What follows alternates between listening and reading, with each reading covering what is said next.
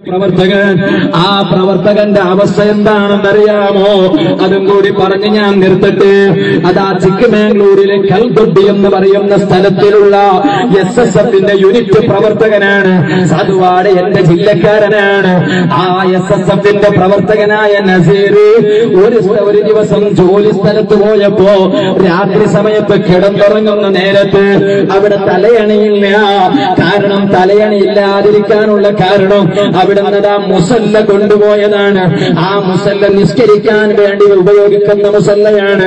ആ മുസല്ല മടക്കി വെച്ച് രാത്രി സമയത്ത് നസീർ എന്ന ചിക്കമംഗ്ലൂരിലുള്ള SSFന്റെ പ്രവർത്തകർ കിടന്നുറങ്ങുന്ന സമയത്ത് സുബ്ഹാനല്ലാഹ് ആ മുസല്ലയുടെ ഉള്ളിലൊരു പാമ്പുണ്ടായത് നസീറിന് അറിഞ്ഞിരുന്നില്ല. ആ നസീറിനെ പാമ്പ് കടിച്ചുപോയി. പാമ്പിന്റെ കുത്തേറ്റ് അനുഭവിച്ച നസീർ എന്ന ചെറുപ്പക്കാരന് അതേ ചിക്കമംഗ്ലൂരിലുള്ള നല്ല ഹോസ്പിറ്റലിലേക്ക് കൊണ്ടുപോയി അവിടെയുള്ള ബിഷപ്പ്വരന്മാരെ സമീപിച്ചു. അവിടുന്ന് ട്രീറ്റ്മെന്റ് നൽകുമ്പോ ഡോക്ടർമാര് പറയുന്നു, ഇല്ല ഇല്ല, നസീറിന് ജീവൻ മടങ്ങിക്കിട്ടൂല. നിങ്ങളെ നസീറിനുള്ള ട്രീറ്റ്മെന്റ് ചിക്കമംഗ്ലൂരിലില്ല. അതുകൊണ്ട് കർണാടകയുടെ തലസ്ഥാന നഗരിയായ കർണാടകയുടെ ക്യാപിറ്റൽ സിറ്റിയായ ബാംഗ്ലൂരിലേക്ക് കൊണ്ടുപോകണം. ഉടൻ തന്നെ സ്പീഡിലുള്ള ആംബുലൻസ് ഉപയോഗിച്ച് SSFന്റെ കരളിന്റെ തുടിപ്പായ നസീറിനെയും കൂട്ടിയിട്ട് SSFന്റെ ചിക്കമംഗ്ലൂരിലുള്ള പ്രവർത്തകന്മാർ അതാ ബാംഗ്ലൂരിലേക്ക് കൊണ്ടുപോകുന്നു. ആ ബാംഗ്ലൂരിലേക്ക് കൊണ്ടുപോയി അഡ്മിറ്റ് ചെയ്യുന്നു. ട്രീറ്റ്മെന്റ് നൽകുമ്പോ ഡോക്ടർമാർ പറയാണ്, ബാംഗ്ലൂരിലുള്ള ഡോക്ടർമാർ പറയാണ്, ഇല്ല ഇല്ല, നസീറിനുള്ള ട്രീറ്റ്മെന്റ് ഇവിടെയില്ല. കാരണം നസീറിന്റെ തലയിലാണ് പാമ്പ് കടിച്ചിട്ടുള്ളത്. അതുകൊണ്ട് വിഷം തലയിൽ കയറിയത് കൊണ്ട് നസീറിന് മരുന്നില്ല. സുബ്ഹാനല്ലാഹ്. സാധുവായ ഞാൻ തമിഴ്നാട് സിയാറത്തിലാണ്. അപ്പോഴാണ് ചിക്കമംഗ്ലൂർ ജില്ല SSFന്റെ പ്രസിഡന്റായ KP അബൂബക്കർ സാഹിബ് എനിക്ക് വിളിച്ചു പറയുന്നു, ഉസ്താദേ, നമ്മുടെ പ്രവർത്തകൻ അതാ പാമ്പിന്റെ കടിയേറ്റിട്ടുണ്ട്, ജീവൻ മടങ്ങി കിട്ടൂല എന്നാണ് ഡോക്ടർമാർ പറയുന്നത്. ഇനി ട്രീറ്റ്മെന്റ് കൊണ്ടൊന്നും നടക്കുന്നില്ല. അതുകൊണ്ട് ആരോ പറഞ്ഞു, ശൈഖുനാ കാന്തപുരം ഉസ്താദിനൊരു മന്ത്രമുണ്ട്. AP ഉസ്താദ് ഒന്ന് മന്ത്രിച്ച് വെള്ളത്തിൽ മന്ത്രിച്ച് ആ വെള്ളം പാമ്പ് കടിച്ചവന് കുടിക്കാൻ കൊടുത്താൽ അവന്റെ വിഷം ശരീരത്തിൽ നിന്ന് ഇറങ്ങിപ്പോകാൻ മാത്രം പ്രാപ്തമാകുന്ന ഒരു പൊരുത്തമുള്ള മന്ത്രം ശൈഖുനാ കാന്തപുരം ഉസ്താദിനുണ്ടെന്ന വിവരം കിട്ടിയിട്ടുണ്ട്. അതുകൊണ്ട് ഉസ്താദ് എവിടെയാണുള്ളത് എന്ന് നിങ്ങളൊന്ന് അന്വേഷിക്കുമോ? സുബ്ഹാന ജല്ല ജലാലുഹു. തമിഴ്നാട് മടങ്ങിയിട്ട് പാലക്കാട് വഴി അതാ ഞാനങ്ങോട്ട് മലപ്പുറത്തേക്ക് കാലെടുത്ത് വെക്കുന്ന സമയത്ത് മർക്കസ് ഓഫീസിലേക്ക് ഫോൺ വിളിക്കുന്നു, എവിടെയാണ് ശൈഖുനയുള്ളത്? ആ സമയത്ത് ഓഫീസിൽ നിന്ന് മറുപടി കിട്ടി, എടപ്പാള് എന്ന പ്രദേശത്ത് ആയുർ ഗ്രീൻ ഹോസ്പിറ്റലിൽ ട്രീറ്റ്മെന്റിന് വിധേയരാണ് ശൈഖുന. അസുഖമുണ്ടായിട്ടല്ല. ഇനി അതും കേട്ടിട്ട് ആരും സന്തോഷിക്കണ്ട.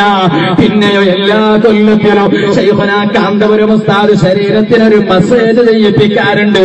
അതുകൊണ്ടാണിടോ ഇന്നും ഒരു ചെറുപ്പക്കാരനായി ശൈഖുനയെ നമുക്ക് കാണാൻ കഴിയുന്നത്. പിന്നെയോ എല്ലാ കൊല്ലത്തിലും ശൈഖുന കാന്തപുരം ഉസ്താദ് ശരീരത്തിനൊരു മസാജ് ചെയ്യിപ്പിക്കാറുണ്ട്. അതുകൊണ്ടാണിടോ ഇന്നും ഒരു ചെറുപ്പക്കാരനായി ശൈഖുനയെ നമുക്ക് കാണാൻ കഴിയുന്നത്. അല്ലാഹു ഇനിയും ആഫിയത്ത് ഏറ്റിക്കൊടുക്കട്ടെ. അങ്ങനെ എടപ്പാട് ആയുർ ഗ്രീൻ ഹോസ്പിറ്റലാണ് ശൈഖുനയുള്ളത് എന്ന് പറഞ്ഞപ്പോ സാധുവായ ഞാനും എന്റെ കൂടെയുള്ള പ്രവർത്തകരും അങ്ങോട്ട് കടന്നുപോയി. സുബ്ഹാന ജല്ല ജലാലുഹു. ഉസ്താദിന്റെ സെക്രട്ടറിമാരെ കണ്ടിട്ട് വിഷയം പറഞ്ഞു.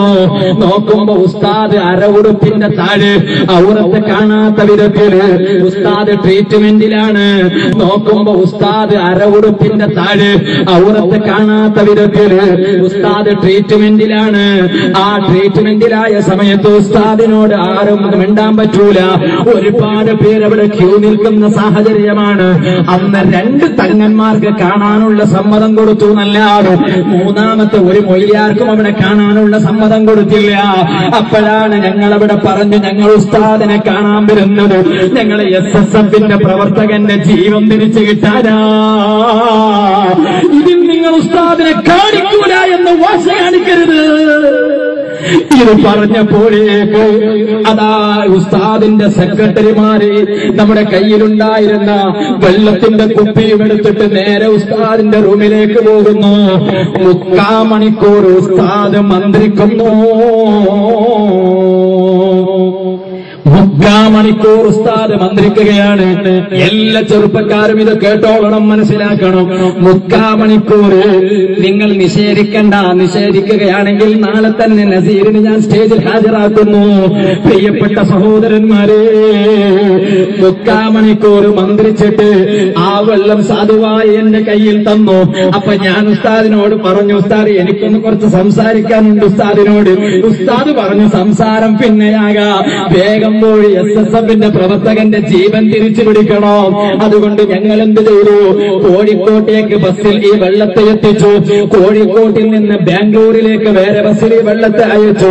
ബാംഗ്ലൂരിലെ മെജസ്റ്റിക്കിൽ വെച്ച് വേറെ ഒരു SSFന്റെ പ്രവർത്തകൻ. SSFന്റെ പ്രവർത്തകരെ നമ്മുടെ കണക്ഷൻ ഇന്നതാണ്. അവിടെ SSFന്റെ പ്രവർത്തകൻ വന്നു. അവൻ ആ കുപ്പി വെള്ളം എടുത്തു. എന്നിട്ട് ഡോക്ടർമാരാരെങ്കിൽ പോയി ഞങ്ങളെ നസീറിന് ഈ വെള്ളം കൊടുക്കണോ. ഡോക്ടർമാർ പറഞ്ഞു, പറ്റൂല, ഈ വെള്ളം കൊടുക്കാൻ പറ്റൂല, കാരണം ഞങ്ങളെ ട്രീറ്റ്മെന്റ് അല്ലാതെ ഒന്നും കൊടുക്കാൻ പറ്റൂല. SSFന്റെ പ്രവർത്തകർ പറഞ്ഞു, അല്ല ഡോക്ടർമാരെ, ഇതൊരു സാധാരണ വെള്ളമല്ല, ഇത് ഞങ്ങളെ ബഹുമാനപ്പെട്ട നേതാവ് മന്ത്രിച്ച വെള്ളമാണ്.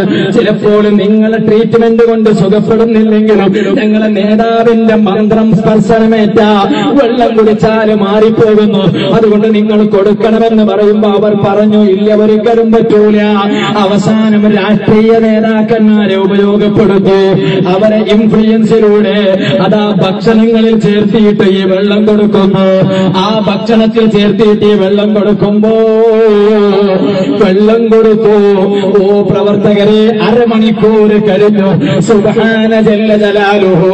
അതുവരെ കണ്ണ് മൂടിക്കളഞ്ഞ നസീർ എന്ന SSFന്റെ പ്രവർത്തകർ ഈ വെള്ളം കൊടുത്ത 1/2 മണിക്കൂർ പിന്നിട്ടപ്പോഴേക്കും അവിടുന്ന് കണ്ണ് തുറക്കുന്നു.